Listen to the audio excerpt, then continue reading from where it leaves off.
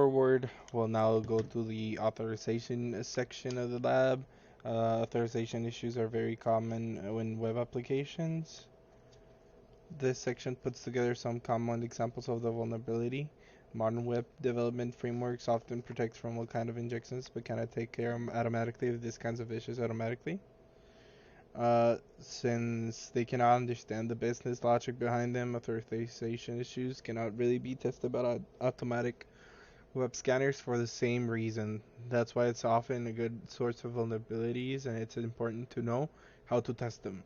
The following section, as assignment, is also a problem of authorization, but they're separate exercises into sections for clarity. In example number 1, we can log into the following user.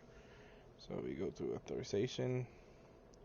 We log into the following user. This right here. And the following password right there.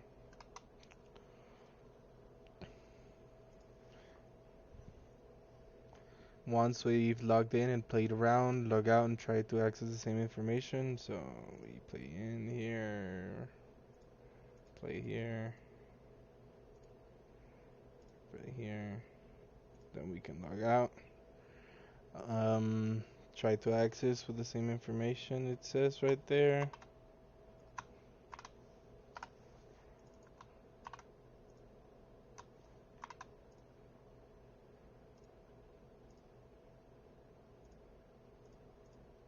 Well, seems like we're accessing the same information again. So right now we're going to try to access the URL by simply inputting it on the here to see if it let us pass us without the correct authorization that we need. So really quick, we're going to check it, and we can see that it bypassed the system without the proper authorization.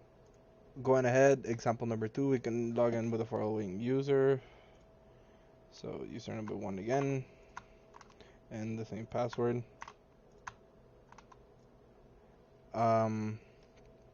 Once we're logged in, we can start accessing information and see the pattern used. So infos/1, we go back, infos/2. If we keep incrementing the number in the URL, we can access information from the other users. So we're going to put here infos3. We access confidential information from user 3. 4, we access more, and this is a authorization vulnerability existing in the system right now. For example number 3, we can access information using a method similar to the one you've seen previously. We cannot just direct access to information. However, we can see that we're now able to edit information.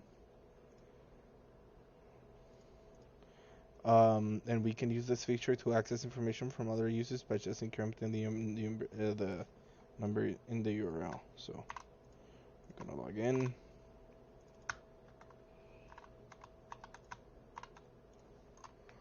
Right there, we see we can edit this info.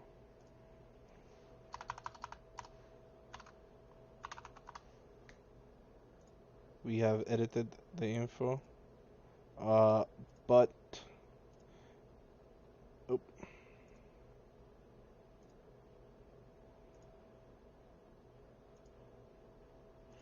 if we go like to number 4, so we need to log in.